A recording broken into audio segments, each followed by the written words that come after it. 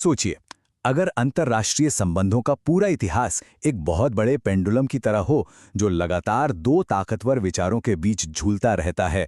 एक तरफ है संघर्ष और दूसरी तरफ सहयोग। आज हम इसी पेंडुलम की यात्रा को समझने की कोशिश करेंगे कि ये हमें कहां से कहां ले आई है। तो चलिए कहानी की शुरुआत एक बहुत ही बुनियादी लेकिन बहुत गहरे सवाल से करते हैं। एक ऐसा सवाल जिसने सदियों से पूरी दुनिया की राजनीति को शेकल दी है। क्या हमारी दुनिया संघर्ष पर बनी है या फिर सहयोग पर? इस एक सवाल के जवाब में ही दुनिया को देखने के दो बिल्कुल अलग अलग नजरिए छिपे हैं। और इन्हीं जवाबों से निकलती हैं दो विचारधाराएं। एक है यथार्थवाद यानी रियलिज्म और दूसरी है उदारवाद यानी लिबरलिज्म। यथार्थवादी लोग मानते हैं कि दुनिया असल में एक खतरनाक जगह है। यहाँ हर कोई अपने लिए है, इसलिए जिंदा रहने के लिए ताकत और सुरक्षा ही सबसे जरूरी है। वहीं दूसरी तरफ उदारवादी लोग एक ज्यादा उम्मीद भरी तस्वीर देखते हैं। उनका मानना है कि आपसी सहयोग और संस्थानों के जरिए दुनिया को एक बेहतर जगह बनाया जा सकता है जहां शांति और समृद्धि हो। तो हमारी कहानी का पहला पड़ाव आता है शक्ति की राजनीति के युग में। ये वो दौर था जब हमारा पेंडुलम पूरी तरह से यथार्थवाद यानी रियलिज्म की तरफ झुका हुआ था। ये वो समय था जब आधुनिक देश बने और दुनिया के मंच पर एक ही चीज की गिनती होती थी और वो थी ताकत। इस दौर में कुछ बहुत बड़ी घटनाएं हुई जिन्होंने दुनिया का नक्शा ही बदल दिया। 1648 की वेस्टफेलिया की संधि ने आधुनिक राष्ट्र राज्य की नींव रखी। इसका मतलब था कि हर देश अपने मामलों में आज़ाद है। फिर 1815 में वियना कांग्रेस ने एक शक्ति संतुलन या बैलेंस ऑफ पावर बनाने की कोशिश की। आइडिया ये था कि किसी एक देश को इतना ताकतवर न बनने दिया जाए कि वो बाकियों के लिए खतरा बन जाए। लेकिन ये संतुलन बहुत नाजुक था और आखिरकार 1914 में ये पूरा सिस्टम ताश के पत्तों की तरह ढह गया और दुनिया पहले विश्व युद्ध की आग में जल उठी। अब यथार्थवाद का जो तर्क है वो एक तरह से एक दुष्चक्र है, एक विशिष्ट साइकिल। समझिए कैसे। ये शुरू होता है संप्रभुता से, यानी हर राज्य सिर्फ अपने बारे में सोचता है। इससे पैदा होता है गहरा अविश्वास, कोई किसी पर भरोसा नहीं कर सकता। और ये अविश्वास जन्म देता है सुरक्षा दुविधा को। मतलब जब मैं अपनी सुरक्षा के लिए हथियार जमा करता हूं तो मेरे पड़ोसी को लगता है कि मैं उस पर हमला करने की तैयारी कर रहा हूं। इसका नतीजा हथियारों की होड़, और जब सब हथियार जमा कर रहे हों तो युद्ध होना लगभग तय हो जाता है। और इस यथार्थवादी सोच को हेनरी किसिंजर के एक मशहूर कथन से बेहतर शायद ही कोई समझा सकता है। उन्होंने कहा था, जो देश अपनी विदेश नीति में नैतिकता की मांग करता है उसे न तो नैतिकता मिलती है और न ही सुरक्षा। मतलब साफ है, इस खतरनाक दुनिया में आदर्शों से ज्यादा ताकत काम आती है। पहले विश्व युद्ध की तबाही वो इतनी भयानक थी कि उसने पूरी दुनिया को हिलाकर रख दिया, और यहीं से हमारा पेंडुलम दूसरी दिशा में घूमना शुरू हुआ। इंसानियत ने पहली बार बड़े पैमाने पर सहयोग पर आधारित एक नई दुनिया बनाने का एक बहुत साहसी प्रयोग किया। ये था उदारवाद का दौर। इस नई उदारवादी लहर ने हमें क्या दिया? सबसे पहले तो आया लीग ऑफ नेशंस, एक वैश्विक संस्था जिसका मकसद था सामूहिक सुरक्षा। यानी अगर एक देश पर हमला होता है तो उसे सब पर हमला माना जाएगा। साथ ही अमेरिकी राष्ट्रपति वुडरो विल्सन के 14 सूत्रों ने राष्ट्रों की आज़ादी और खुले व्यापार को बढ़ावा दिया।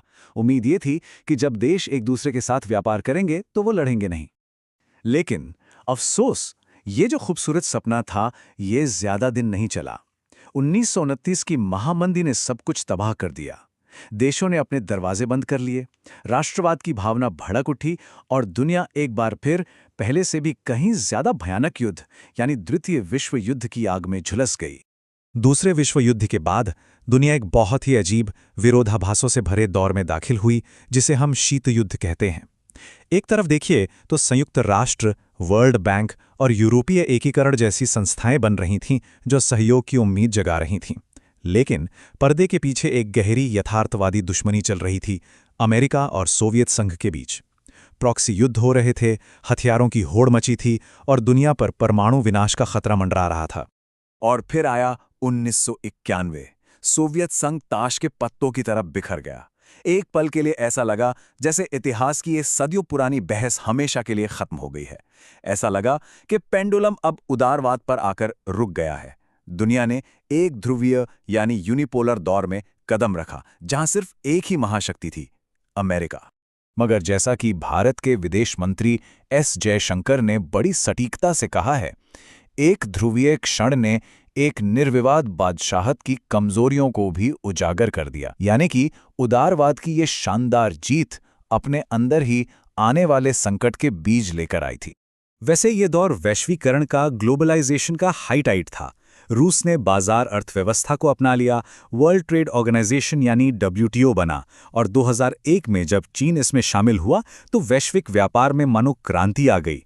इसी बीच जलवायु परिवर्तन और आतंकवाद जैसी वैश्विक चुनौतियों ने दुनिया को ये भी एहसास दिलाया कि मिलजुल कर काम करना कितना ज्यादा जरूरी है। लेकिन फिर साल 2008 में सब कुछ बदल गया। 2008 का वैश्विक वित्तीय संकट आया और उसने शीत युद्ध के बाद बनी सहमति की नींव हिला दी। और हमारा पेंडुलम वो जोर से, बहुत हिंसक तरीके से यथार्थवाद की ओर वापस लौट आया। हम संकट, संघर्ष और अराजकता के एक नए दौर में आ गए। और इसके बाद तो जैसे उदारवादी व्यवस्था की दीवारों में दरारें पड़नी शुरू हो गईं, एक के बाद एक। 2008 के वित्तीय संकट ने पश्चिमी देशों के आर्थिक विश्वास को तोड़ दिया। फिर चीन की बेल्ट एंड रोड पहल ने उसकी वैश्विक ताकत को दिखाया। 2016 में ब्रेक्जिट ने वैश्वीकरण के खिलाफ एक लहर पैदा की। अमेरिका चीन व्यापार युद्ध और आखिर में कोविड-19 महामारी, इन सब ने राष्ट्रवाद को मजबूत किया और वैश्विक सहयोग की कमर तोड़ दी। आज की इस यथार्थवादी दुनिया की जो कठोर सच्चाई है वो इन मौजूदा संघर्षों में साफ साफ नजर आती है। यूक्रेन में युद्ध एक विनाशकारी गतिरोध पर पहुंच चुका है। मध्य पूर्व में जो लड़ाई पहले छिपकर लड़ी जाती थी वो अब देशों के बीच सीधे टकराव में बदल गई है। और सीरिया में असद शासन के अचानक गिरने से पूरे इलाके में एक बड़ा पावर वैक्यूम यानी शक्ति शून्य पैदा हो गया है। तो सवाल उठता है, भविष्य क्या है? हम कहाँ जा रहे हैं? कई विशेषज्ञ मानते हैं कि हम एक ऐसे युग में आ चुके हैं जिसे नियंत्रित अव्यवस्था का युग या एज ऑफ कंट्रोल्ड डिसऑर्डर कहा जा सकता है। चलिए देखते हैं कि इसका मतलब क्या है। सबसे पहली चीज है आर्थिक राष्ट्रवाद की जोरदार वापसी। अमेरिका फर्स्ट हो या आत्मनिर्भर भारत जैसी नीतियां ये साफ दिखाती हैं कि अब देश अपने राष्ट्रीय फायदे को खुले बाजार और वैश्विक व्यापार से ज्यादा महत्व दे रहे हैं। दूसरा बड़ा बदलाव है वैश्वीकरण 2.0। अब देश सिर्फ ये नहीं देख रहे कि सामान कहाँ सस्ता मिल रहा है, बल्कि वे अब सेमीकंडक्टर और दवाओं जैसी जरूरी चीजों के लिए भरोसेमंद सप्लाई चेन बना रहे हैं। यानी अब दोस्ती और भरोसा व्यापार से ज्यादा जरूरी हो गए हैं। तीसरा ट्रेंड जो हम देख रहे हैं वो है प्रतिस्पर्धी बहुपक्षवाद।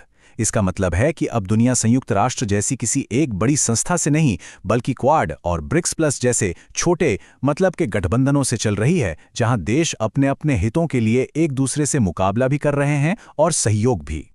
और आखिर में संस्थागत पक्षाघात, जो बड़ी वैश्विक संस्थाएं हैं जैसे संयुक्त राष्ट्र सुरक्षा परिषद और विश्व व्यापार संगठन, वो आज गहरे गतिरोध का शिकार हैं। वे आज के बड़े बड़े विवादों को सुलझाने में लगभग नाकाम साबित हो रही हैं। तो लीजिए, हम घूम फिरकर वापस अपने उसी पहले सवाल पर आ गए हैं। एक ऐसी दुनिया में जो तेजी से ताकत और अपने अपने राष्ट्रीय हितों से चल रही है, शांति का रास्ता क्या हो सकता है? हमारा पेंडुलम आज यथार्थवाद की ओर मजबूती से झुका हुआ है और ये सवाल आज शायद इतिहास में पहले से कहीं ज्यादा जरूरी और प्रासंगिक हो गया है।